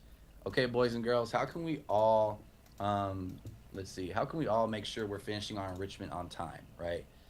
We can, keep a timer. We can make sure that we're focusing on the curriculum and not having side conversations, right? Tell them you can do this and I'm here to help, right? Making sure that you have those goals set, and again, you're not saying these too aggressively as a coach, but you're being assertive and you're demanding excellence, right? Demanding excellence as a coach. You can help them track their progress and provide wise instructive feedback, and helping them think about their thinking as well, right? I'm on site all the time, and I ask students again if we're making some kind of drawing. Hey, what can we add to this? Can we add a moat? Can we add some trees? Can we add a sun? Right?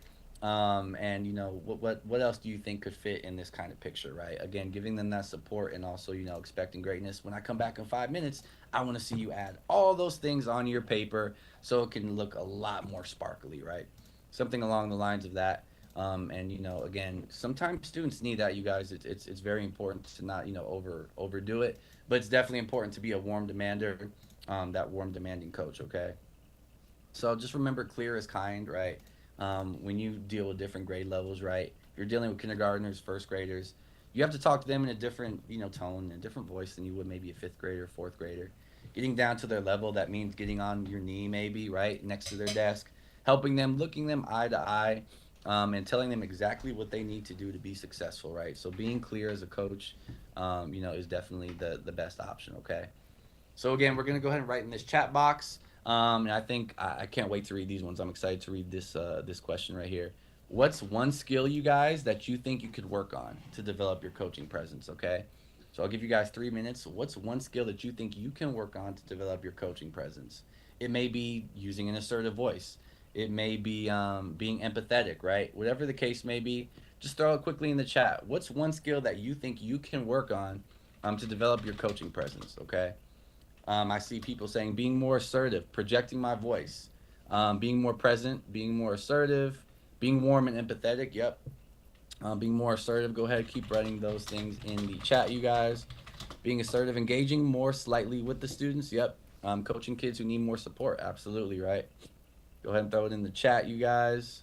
What's one skill that you could work on to develop your coaching presence? Being more present, being less nervous. Absolutely. And nervousness, it might happen, you guys in your first couple days on site, but I promise you, you'll very quickly feel comfortable and start making a great connection with kiddos.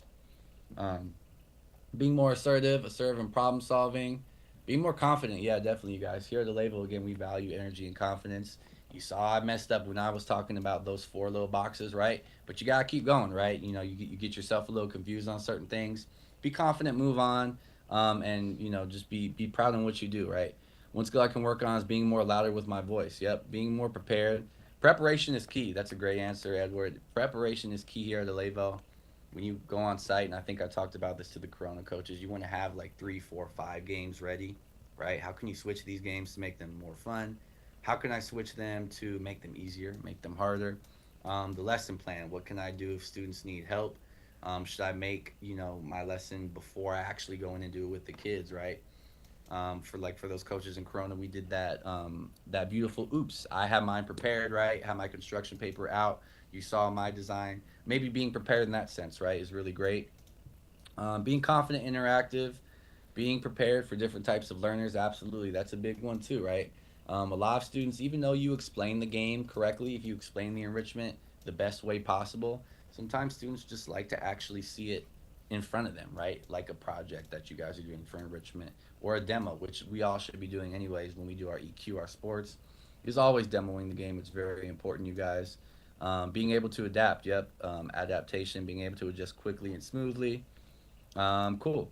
Would it be easier to design a curriculum before the day begins, or what age group are we dealing with? I mean, it just really depends, Christopher, on what age group that you are dealing with. Um, but you'll know what the curriculum is like on that Monday, because each week your site lead is going to talk with you guys about the plan for the week, and if you want to, by all means, prepare something to for the curriculum. You can, by all means. You don't have to, but it's always great to be prepared. Um, Projecting my voice louder, learning how to teach different types of learners. Awesome. So we can modify games to make them more challenging. Absolutely. Yep. Yep. Modifying games. And I believe in almost every one of our videos, you guys, maybe not all of them. It gives you a way to make the game harder and a way to make the game easier. Okay. See, we got a couple coaches coming in. Okay. Cool. So again, just think about that as a coach, you guys. Once you get on site, you may think, man, okay, maybe there's something else I need to work on rather than just preparing. Maybe it is being assertive. Maybe it's being more confident, or being having more of a coach presence. So again, the best training you're gonna get, again, I like to say, is on site. So great job there, you guys. We're gonna take a break here in a few minutes. We're almost there. Don't worry. We'll get you guys out of here at 12. Okay. But here's our MTSS, multi-tiered systems of supports. Okay. So what is an MTSS? They're universal supports and practices for all students is our first category, and then we have supplemental supports that are practices for some students, and then we have intensive supports that are practices for a few students. And what does that mean? Maybe it means students who are giving us a little more trouble than other students, right? Maybe students who need more support because they can't understand this game just by us explaining it or even demoing it, right? So we have again what's called our multi-tiered systems of supports. We'll go through a couple of those here in a little bit. And here's the labels of MTSS. What we're going to do today is we're going to go over the 5 core practices. With that, we have brain breaks. We have our label coach presence and having visual supports. UDL differentiation. Differentiation is making that game easier or harder, and having consistent routines. Then we'll get into these a little later. Tier 2 targeted supports. What's a 2x10? What's a plot twist? A problem solving map, habit tracker. Then we have a tier 3 for those few students, right? Co-regulation. Look, most coaches don't use tier 3. I hope it never gets to that point, right? Um, a label emergency procedure when a coach or when a student is just throwing things in the classroom, not an ideal situation for students to be in. Following a coach crisis plan. Again, we really hope we don't have to deal with these situations, but we're more so going to use the first 2 tiered systems of supports when we start with our students. So today's focus is just going to be this tier 1. Okay, what do we do to support all students? Okay, so we're going to give a 5-minute break before we get into that, though, you guys. We're going to be back at 11:20. It just turned 11:15. 11:20, you guys, be back, and then we got 30 slides left, you guys. We'll make sure we get you guys out of here at 12 o'clock. So I'm going to start this clock. Go ahead to the restroom, get something to eat, come back in 5 minutes. Okay. And feel free to turn your cameras off if you want. Just make sure, like I said, they're back on when we come back at 11:20.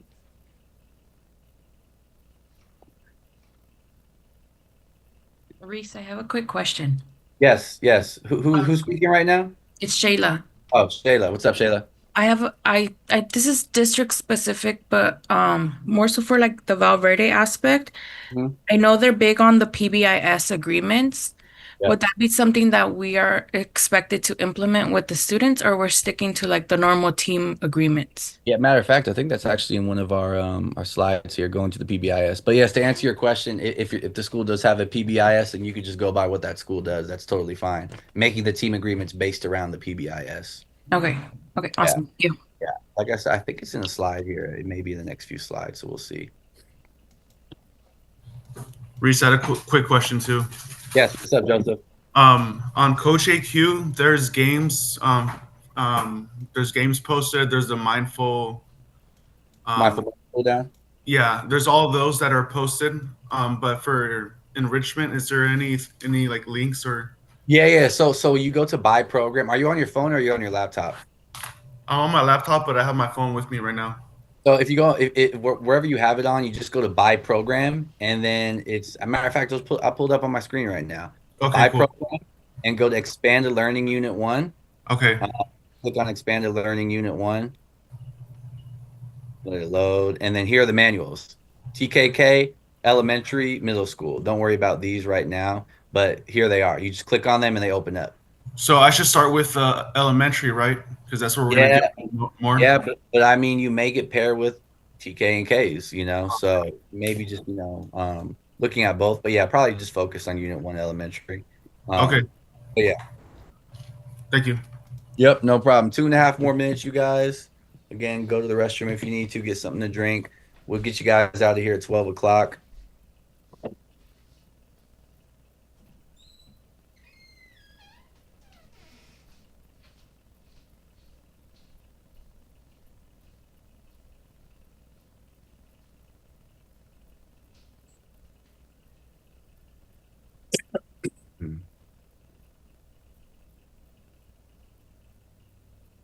Kick me out for some reason. Okay.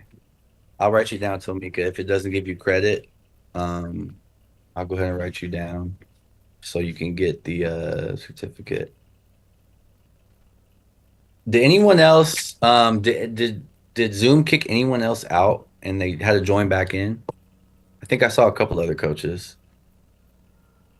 I'll wait till everyone gets back and I'll ask again because I know it might mess with the attendance. Let me write that down. Okay.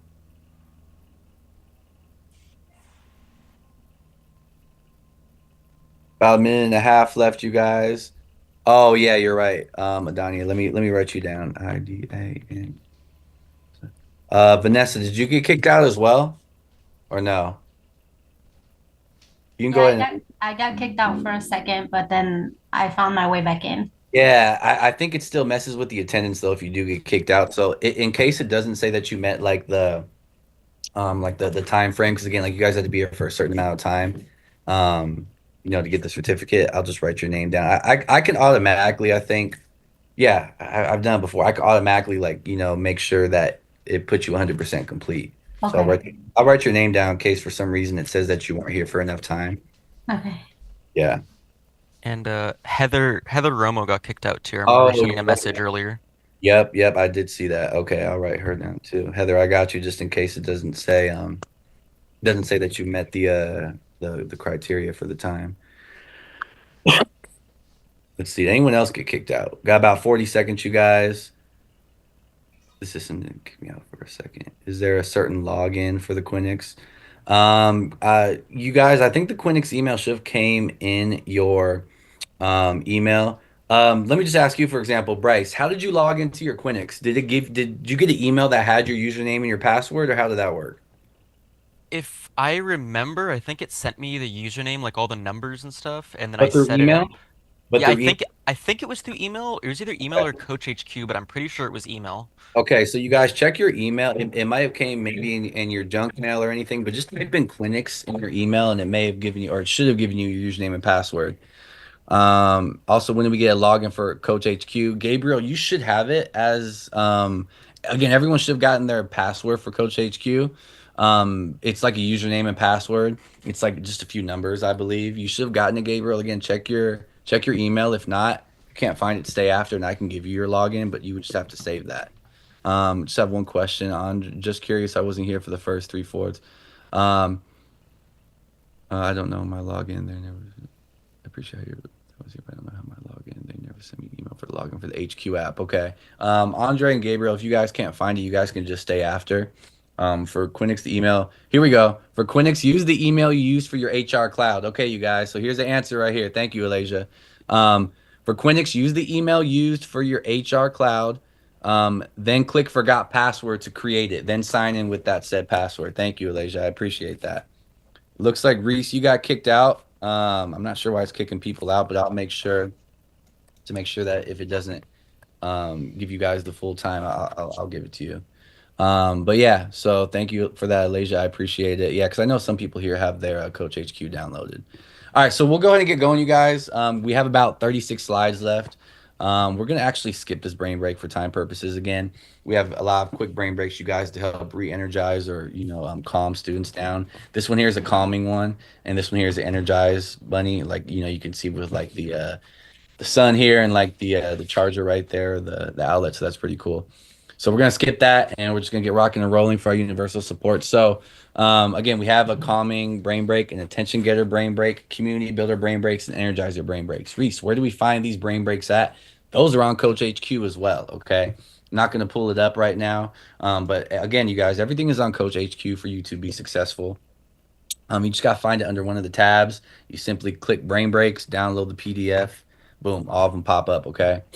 But we'll go ahead and go into our what we talked about before we went here on our 5-minute break. Again, make sure everyone's cameras are on again, you guys. Definitely want to make sure our cameras are on here. Our 5 core practices are warm welcome, team agreement, support transition, optimistic closure, community circle. So we have videos for each one. And again, these videos are on Coach HQ, right? So our 5 core practices are grounded in neuroscience. We have a warm welcome, which is, we kind of already talked about it. It's kind of like the warm up welcome, you guys, in a sense, just without the warm up, right? The warm welcome is really just getting to know your students, giving them high fives, asking them what they did over the weekend, what they're excited for, building that rapport with the student, right? Our community circle, you can use community circles. Obviously, we use them for our word of the week, right? You can use them any other time you want to on top of that, right? To, make structure and, go over team agreements, ask your community circle question or just take a step back, right? To self-regulate. Team agreement. We went over this slightly a little bit for our Corona coaches. Making a team agreement is very important, right? Boys and girls, can we agree to be safe, right? Can we agree to keep our hands to ourselves? Share things of that nature, right? That's what a team agreement is. Supportive transitions. We also talked about this a little, you guys. The supportive transition is when you go from inside the classroom to outside, when you're going from the field to the water fountain, right? Or the restroom, right? You want to support that transition. Let students know what's going to happen. Boys and girls, in about 5 minutes, we're going to get in a single file line and we're going to walk out to the field. Okay. We're not going to run out there. We're going to walk in a single file line. Again, makes everything look a lot more clean and concise. People are going to be on site, you guys. Principals might be on site. Teachers are going to be on site. We want to make sure that everything looks, as structured as possible. And then the optimistic closure, which is, of course, maybe, getting back in that community circle under a tree, on the benches, saying, what was fun today? What are you guys looking forward to? What did you enjoy about flag football? What did you enjoy about the enrichment lesson today? There are so many different optimistic closures we can talk about, but we're going to go through all those right now, okay? It's literally neurobiologically impossible to think deeply and learn about things that you don't care about, right? So what does this mean? This means that you can't start learning until you really start caring about your students, right? Again, it's neurobiologically impossible to think deeply and learn about things that you don't care about, okay? Caring about each and every student and, making sure that their well-being is, is good is what we're there for, right? So we have our first core practice, which is our warm welcome. I've done a lot of talking about each one, but we actually have videos on them, which again are only like a minute long. So we'll watch this video here on how to do a warm welcome. 5 core practices, how-to guide. Begin with a warm welcome. A brief interactive experience that greets each child and helps them transition into a new activity. We believe in co-regulation, building connections, and ensuring safety. Our aim is to create a positive climate where accountability thrives. We recognize the whole child, making their day the best it can be. How do we do it? Step 1. Each time you see a child, be intentional about how you greet them. Consider the child's experience, including how they might be feeling and how they might perceive you. How are you doing today? I'm doing good. Yeah. Can you tell me the name that you like to go by? I'm Salma. Hi, Salma. And I'm Gael. Hi, Gael. I'm Jane. How are you guys feeling today? Step 2. Take a moment to give them your full attention. I have been to the pool in Florida. Oh, I went to Disneyland. nice. I still need to go to Disneyland. I haven't been there yet. Step 3. Demonstrate that you are happy to see them and that you care. Nice. Well, it's a pleasure to meet you guys. My name is Coach Flash. Everybody say Coach Flash. That's right. Just like the superhero. That's right. We're going to be playing some fun games today that are going to be relating to that as well, too. But it's good to get to know you guys. So here's what we're going to do real quick. Pro tips. It can be done individually or with a community circle for a whole group. To be effective, your welcome has to be real, warm, and accompanied by appropriate eye contact and body language. Greet each child by name. What do you like to be called? Ask them a specific question about their day. Who did you sit with at lunch today? Follow up on what you know about them. How was your cousin's birthday party last night? This concludes Alevo's first core practice. Awesome, you guys. Very simple, warm welcome, right? Again, just building rapport, building connection. It's tough to really, if you have a class of 20, 25 students, sometimes it is tough, to really get to know each and every student on your first day, right? So, maybe start with small things. Everyone, what's your favorite ice cream, right? What's your favorite color? Then as the time goes on, as the days go on, really you get to, learn them a little more. Let me let another coach in here. So again, just making it, a priority, to really learn the students' names. I think that's the first thing you guys should do, right? Whatever class you're working with, learn their names. That's going to show a lot. It's going to show that you care. So, that's very simple, you guys. And just think of it like this, right? How does it feel when people mispronounce your name? Intentionally greeting students by their name each day is a powerful way to create safety and belonging, okay? Ask students how to pronounce their name, right? You don't want to say, hey, red shirt, come over here, right? You don't really want to do that. You know, if for some reason you don't know a student's name, what I like to do is just say buddy. Buddy or sweetie, right? Hey, buddy, let's come over here, right? And let's go ahead and let's make sure we stand behind Coach Reese, okay? Each day is a powerful way to create safety and belonging.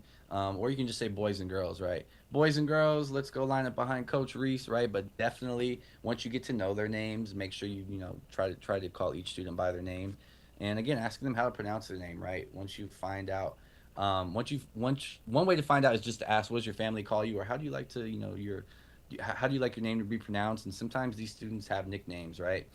Be sensitive to their context. Family is complicated to a lot of us, right?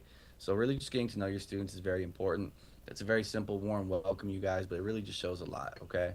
The next one is our community circle. This is, of course, where we go over our word of the week, and you'll see in this video that there are other ways you can, use the community circle, for like an optimistic closure or cool down for that word of the week. So we'll go ahead and play this video, and we'll see what else they have to say about using community circles. If it plays. 5 core practices, how-to guide, use community circles. A restorative practice inspired by indigenous communities in North America, where members share their thoughts through a structured and equitable routine. This core practice promotes connection, understanding, and empathy. It ensures equity of student voice while teaching relationship skills for successful social interactions. How do we do it?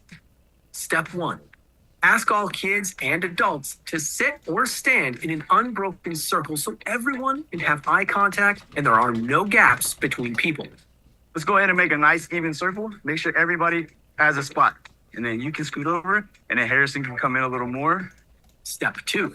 The circle leader reviews the expectations or group norms. The second rule of the community circle is that we're going to use a talking piece. So we're going to use this ball, and whoever holds the talking piece is the only person who's allowed to speak. Step 3. The circle leader shares the question, models how to answer it, and passes the talking piece to the right or left. So now we're all going to go around and share what's one thing that we can do this week that we can be creative with. I know I can be creative this week in my dance classes. Pro tips. Start with simple questions until you've created a safe and predictable routine. Use hand signals so that listeners can silently show agreement with the speaker. If someone breaks the norms, remind everyone that this is a safe space and review the expectations. Use a circle to create structure as a behavioral support. Circle norms. Everyone participates and can see and be seen, even the adults. One person speaks at a time. You are either the speaker or the listener. Use a talking piece to indicate whose turn it is. You may pass. If you pass, you will have the opportunity to share again at the end. Words and feelings shared in the circle stay in the circle. This concludes Alevo's second core practice. Awesome, you guys. We'll stop it right there. Again, the Corona coaches, you guys know that we did a community circle before we started our training a couple days ago. And for the Valverde coaches, we're going to see what a community circle looks like here on Thursday. It's a great way, again, to build structure with students and to give everyone a voice. So it really means a lot. And, again, you can use it with structure if you have behavioral issues, right? Boys and girls, we're going to get back into a community circle and we're going to go over our team agreements again to make sure that we understand our team agreements, okay? So community circle is very simple, you guys. Again, if you have questions, please raise your hand. If not, that's totally fine, but we'll go ahead and get moving here. So the community circle norms, everyone participates. The person with the talking piece is the speaker. If you don't have it, you should be listening. And if you pass, that's totally fine. We'll give you another opportunity, okay? And in that community circle, we don't just have to go over the word of the week, right? Again, you can do your warm welcome in that community circle, right? And talk about what's your favorite ice cream, boys and girls? What's your favorite color? Awesome. Now we're going to get into our word of the week, okay? In large groups, you can make circles move quicker with only one word responses, even better. Break big circles into multiple circles if you have another coach, right? If I got 30 students and I have another coach, do one circle with 15 students, do the other circle with 15 students to make it a little more better as far as time goes, okay? So now we're going to go into the team agreement, right? We talked a little bit about it and how we can use it in our community circle, but we're going to go over that team agreement and kind of like what it means, right? And how you make it. 5 core practices how-to guide. Create a team agreement. A collaborative dialogue describing the desired feelings and actions that demonstrate trust and safety within the group. It establishes clear guidelines for behavior, fostering a safe and predictable environment. Through this process, we intentionally cultivate positive emotions and strengthen our shared commitment to building a supportive community. How do we do it? Phase 1.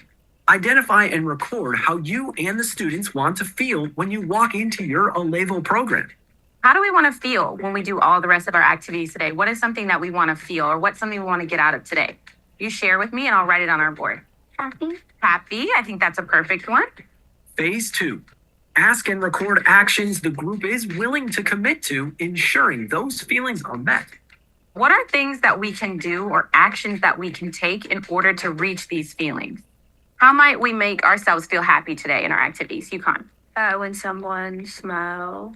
Smile. So how about we say smile during activity? Phase 3. Combine the recorded actions into 2 to 5 that would constitute your team agreement. We're going to come down and we're going to summarize these rules into a few, okay? So we're going to say first one's going to be engaged, okay, right? We're going to be engaged no matter what we do. And the second one we're going to say is be positive. No matter what we're doing, even if I may not enjoy a certain game or activity, guess what?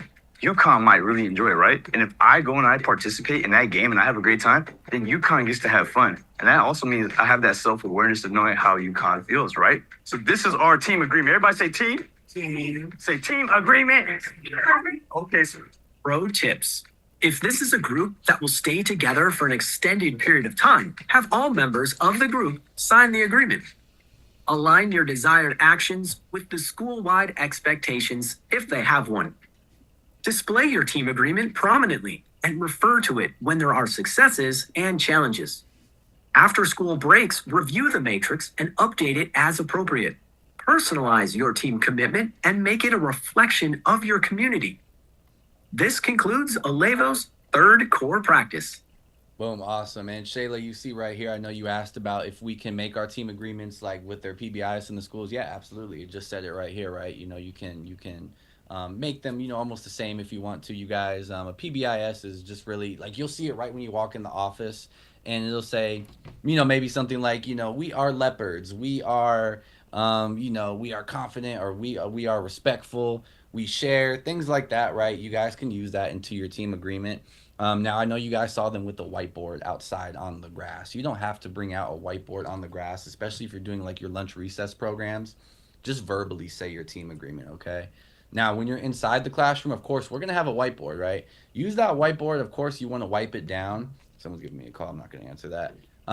You want to make sure you wipe down that whiteboard like at the end of the day, but use that whiteboard to our advantage, right? Because remember, we're using someone else's classroom. But if we are able to write the team agreements on the whiteboard so everyone sees them, they don't have to sign it or anything like that. Or if you have a poster board, which I'm going to show you in this next slide, we should do that, which I believe a lot of us will if we're doing an after school program. So it looks like this, okay? See if your school has a PBIS matrix and combine your team agreement with the school expectations. See if you can get involved with their school climate activities, okay? So here's a poster board. Boys and girls, we want to feel, I can't really read it, but maybe it says being connected, being safe, right? And you have all the students sign it with the sun rays right here, which is pretty cool. I believe that's our first lesson of the school year. Our first enrichment lesson is our team agreement. So I think that's pretty cool whenever we start that. So this would be like the first lesson, making a team agreement. So you guys should have poster boards. But again, if you're working outside, we're not telling you to bring a poster board outside or, bringing a whiteboard outside, but still verbally say it, if you are an outside coach. But this is the expectation right here for a team agreement, okay? So we're gonna skip this one because it's the same thing, really, you guys. We got 2 more right here, and then we only got about 23 minutes left. So we're gonna make these very quickly right here. Make these very quick. We're gonna move on to a supported transition. Again, a supported transition, you guys, is letting students know what's going to happen and how we're gonna do it. Boys and girls, in 5 minutes, we're gonna finish up this game. We're gonna get in a single file line, and we're gonna walk over to the restrooms into the bathroom. We're gonna stay there for a couple minutes, then we're gonna go back inside our class. Okay. So it's really giving them a script and having the students know what they're going to do, right, to make everything look structured. So we'll watch this video. Again, if you guys have any questions, throw it in the chat or throw it in the chat or raise your hand, and we'll go ahead and play this video on how to do a supported transition, okay? 5 core practices how-to guide. Supported transitions. The process is designed to create predictability and routine during an otherwise unstructured and potentially chaotic time. We support students who have faced violence and adversity, acknowledging their challenges during transitions. We recognize that what may seem like bad behavior is often a complex trauma response from past experiences. To address this, we create a structured and stable environment to reduce their anxiety, fear, and maladaptive responses. Our goal is to support their healing and growth through a nurturing and structured approach. How do we do it? Step 1, prime them for the change in activity by giving them a heads up that it's coming. You guys are having a great day today. Let me hear you say awesome. All right. If you hear my voice, say superhero. All right, here's what we're going to do, guys. We're going to have a fun warm-up game before we play our game today, all right? What we're going to do is the superhero game, okay? Step 2, get everyone's attention so that there is silence and eyes on you. Using an attention getter is a successful strategy. Okay, eyes on me in 1, 2, 3. Perfect. We're going to play the game head, shoulders, knees, and cone. Who's played something like Simon Says before? Step 3, using explicit, simple, and age-appropriate language. Describe the steps of what's to come. Include what you want them to start doing. When I say go, you're going to start running in place, okay? Don't do it just Oh, yet. my ice cream. Right now, what's going to happen is you're going to run in place. I'm going to call out one of 4 superheroes. If I say Batman, what are you going to do? Okay, everybody choose the 2. That's right. You can do the chicken wing or you can do the full, whichever one you want. All right, cool. Step 4, check for understanding.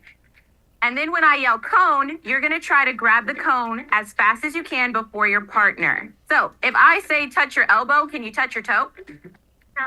If I say touch your head, can you grab the cone? What's the word that tells you to grab the cone? Cone. Perfect. Do we feel like we're ready to play?